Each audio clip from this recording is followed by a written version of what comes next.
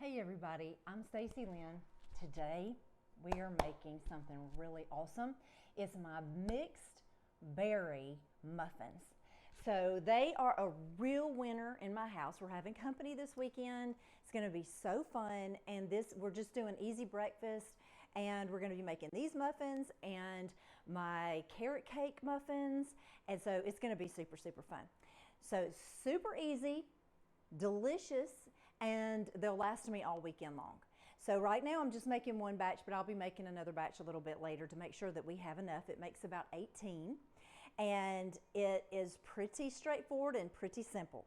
So the first thing I'm going to do for a topping, I'm doing a turbinado sugar, really beautiful sugar with a little bit of lemon zest. So I'm just going to zest the lemon and make sure not to get the pith of the lemon in your in your sugar here. I'm using blackberries and blueberries just because I can find those right now. You could use the strawberries in it, huckleberries, and one of the interesting things about what I'm going to be doing, I'm putting a little bit of huckleberry jam on the top at the end with this turbinado sugar and the lemon zest. And that is really going to bring out the berry flavor in these muffins. And I love the way they look in the end too. You know what you're getting. I absolutely love that. Okay, so I've got that done. And now I'm just going to mix my dry ingredients. So the dry ingredients, I have a sifter here because I want these light and fluffy, wonderfully, just angelically fluffy. And so I'm going to sift my flour with a cup of sugar. It's 2 cups of flour, 1 cup of sugar, and you can find this recipe at stacylynnharris.com, and the link is in the text. I'm going to use just about a tiny bit, about a half of a teaspoon of salt. And salt always makes things good, and I love them on my chocolate chip cookies and my kitchen sink cookies. Absolutely delicious. I'm going to use a level tablespoon of baking powder.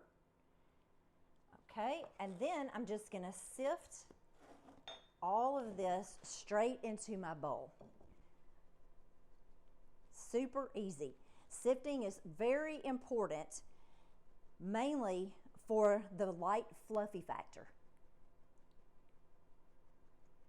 Now it's time for the wet ingredients. So I have 2 eggs, and my chickens are laying wonderfully, so soon I'll be making a pound cake. They take so many eggs to do, and we have loads of them. So I look for ways to use my eggs. I do them in pound cakes, crostadas, just all kinds of great things. Custards, homemade ice cream, just a lot of uses for the eggs. Okay, so I'm just lightly beating the egg.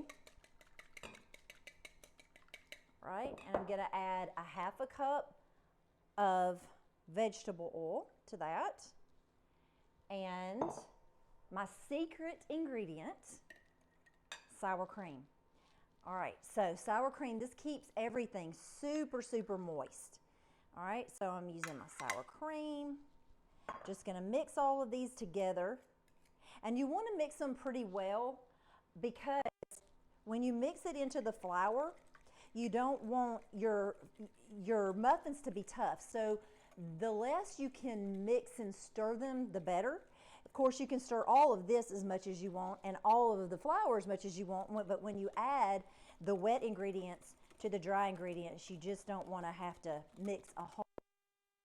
You just want everything moistened. Even if there are some dry kernels in with the mixture, that's okay. It'll all kind of meld together in the oven.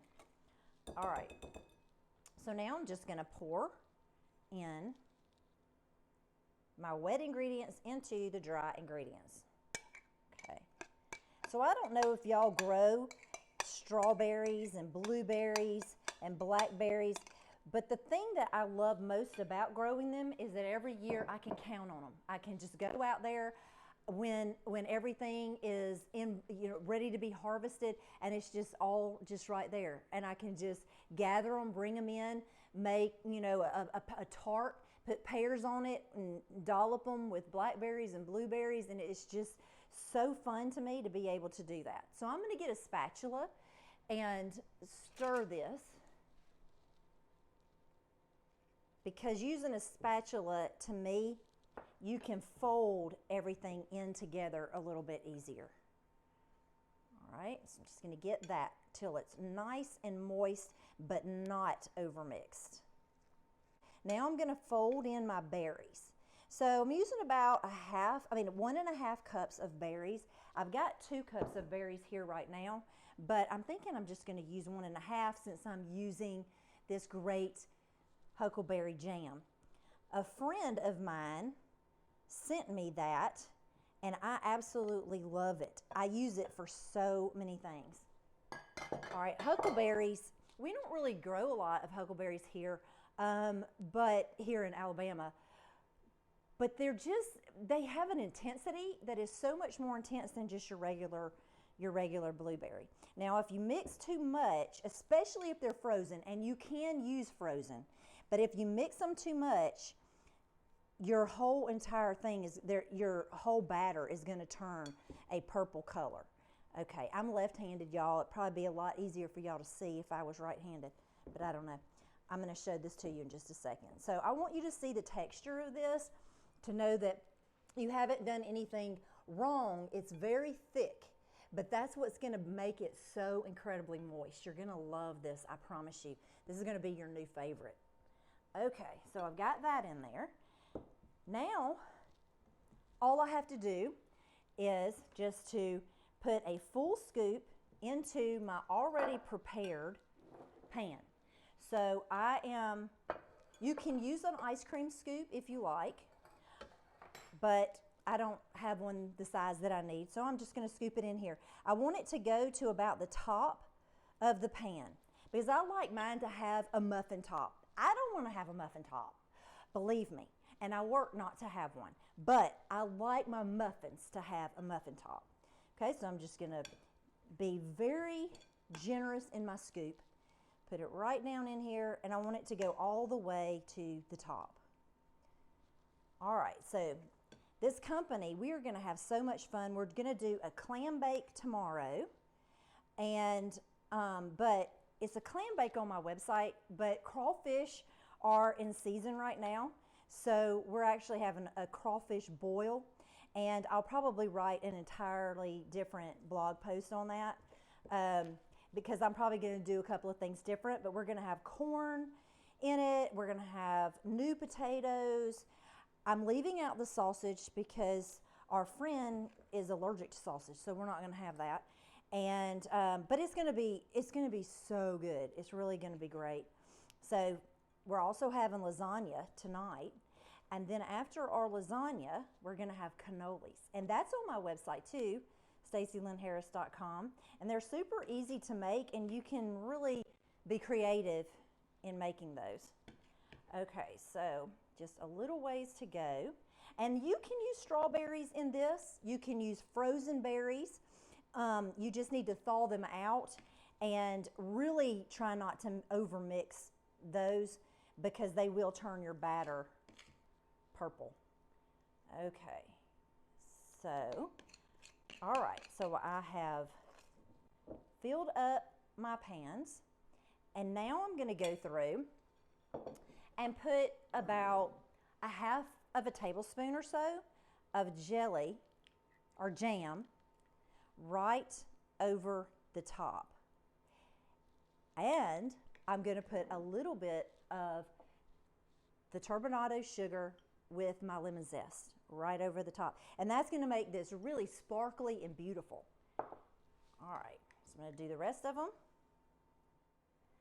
Okay, and then I'm going to sprinkle all of these over the top. You are not going to believe how beautiful these are in the end. And I could see this being wonderful for a breakfast morning on Christmas, just because of these beautiful sparkly, the sugar and the lemon zest, and having that come out of the oven, and you smell all that lemony goodness, and then you see the sparkles from the sugar. It's awesome. You could also, if you wanted to, it doesn't really need it, but you could make an icing, just a simple icing with confectioner sugar and a little bit of heavy whipping cream, just a tiny bit, and it'll make a great icing to just scoop right on top of it if you want to do that.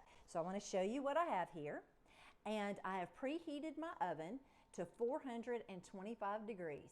So look at how pretty that is. And you can put extra sugar on it when they come out of the oven too if you want to. So 400 degrees, not 425, although they would be fine in 425 too. So I'm going to put those in for about 18 minutes. Or until they are golden. And then I'm going to leave them in the pan and then take them out and put them on a cooling rack. So I'll be right back with that. Fresh out of the oven. Oh my gosh, it smells so good. I'm going to top it with a little bit more of my sugar and lemon zest. And then I'm going to show you just how beautiful they are. And if you want to drizzle, which I might later, but drizzle a little bit of a wonderful, just plain icing, vanilla icing on the top of them, they'd be even more scrumptious. So here they are, just absolutely spectacular. Look at that. So good. Really delicious. Some of the berries will drop to the bottom, so some of the bottom, sometimes it may be a little bit brown, but I just want you to see the inside of this. There you go. Is that so pretty? Think about slathering a big slather of butter right across the top of it. Oh my gosh, delicious, amazing. Anyway, y'all, I hope that you will go and make some of this. I want you to see a little piece right up close. Just see how tender that is, how deliciously moist that is. So I hope you'll go and you'll try this. It's on my website, stacylynnharris.com, and it is super simple. And this, you will be able to freeze these if you want to, and just pull them out of the freezer, zap them in the microwave for 30 seconds, and you've got a delicious, wonderful breakfast. But of course, these can be eaten with ice cream with more of that wonderful jelly over the top of that. Oh my gosh, so good. Well, anyway, y'all, I hope you have a great day. I will talk to you soon. And please subscribe to stacylynnharris.com, and you'll get these wonderful recipes right to your email. Talk to you soon.